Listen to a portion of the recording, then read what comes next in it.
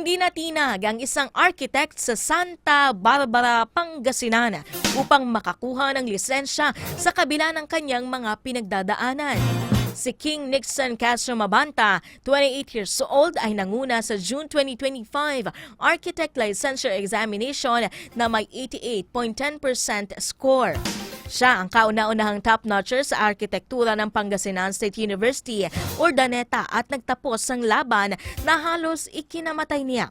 Noong 2022, hinarap ni Mabanta ang isang malubhang vascular disease na nagdulot sa kanya ng halos 9 na buwang pagkakahiga sa kama, kung saan hindi siya halos makagalaw at kailangan ng tulong kahit sa mga pangunahing gawain.